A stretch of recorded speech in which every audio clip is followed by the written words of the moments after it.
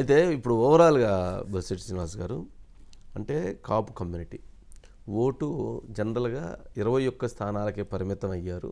2 parliament స్థానాలకి పరిమితం అయ్యారనే ఒక అసంతృప్తి ఎక్కువ మందిలో ఉంది అనేది ఉంది. గతంలో కొంచెం బాగా ఇచ్చింది. ఏంటి దాని మీద ఆ అసంతృప్తి ఉందా? లేదా తగ్గిందా? లేక అది ఓటుగా కన్వర్ట్ కానటువంటి పరిస్థితులు ఉన్నాయి అంటారా?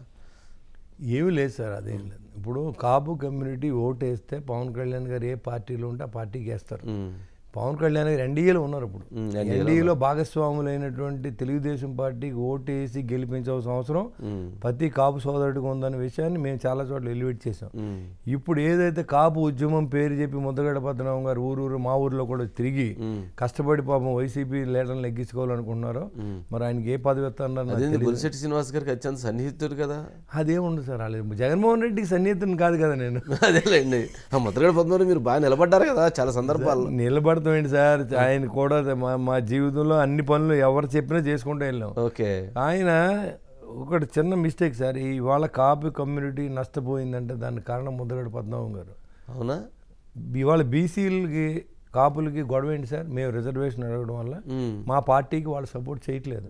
మేము బీసీలో అవ్వలేదు, ఉద్యమం క్లియర్ అవ్వలేదు కానీ అదేంటంటే ఎప్పుడు ఎలక్షన్ వచ్చినా సరే తెర మీదకి వస్తే మళ్ళీ పోతూ ఉంటుంది.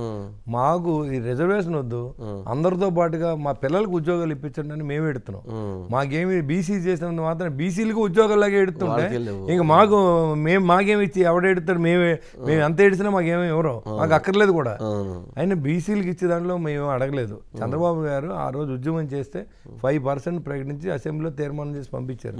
బీసీలు కోపంతో ఆయన ఓడించారు లాస్ట్ టైం. కాపులు ఎవరు కూడా ఆ ఉద్దేశంలో లేరు. 90 మొన్న మీటింగ్ పెట్టాడండి గుడిలో శాంపిల్గా 10 మంది కాపులు వచ్చారు. ఓకే, ఎవరు? ముద్రగడ పద్మనాభం గారు వచ్చి మీకు వ్యతిరేకంగా మీటింగ్. ముద్రగడ పద్మనాభం గారిని ముద్రగడ పద్మనాభం గారి దగ్గరికి వెళ్ళి రాయబారం జరిపినట్టున్నారు కదా జనసేనలోకి. ఆయన్ని తెలుగుదేశంలోకి కానీ బీజేపీలో కానీ రావాల్సి ఉంటుందని చెప్పి మా పార్టీలో కానీ ఒప్పించిన వ్యక్తిని నేను. వెళ్ళి ఒప్పించాను. కళ్యాణ్ గారి దగ్గరికి వెళ్ళి కూడా చెప్తే ఆయన ఏం కండిషన్ పెట్టాడంటే కళ్యాణ్ గారు మా ఇంటికి రావాలన్నాడు. మరి ఈ రోజు కళ్యాణ్ గారు రావాలన్న జగన్మోహన్ రెడ్డి వాళ్ళ ఇంటికి రావాలి కదా. మేము అదే అడిగాను. మరి జగన్మోహన్ రెడ్డికి ఒక న్యాయం, మాకు న్యాయం అంటే జగన్మోహన్ రెడ్డి స్టేటస్ వేరు.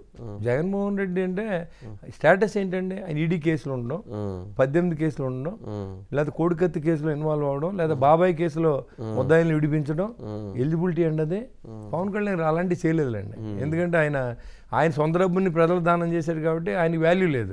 కానీ జగన్మోహన్ రెడ్డికి వాల్యూ ఉంది కదా, డబ్బు ఉంది, అధికారం ఉంది, ముఖ్యమంత్రి చేశాడు.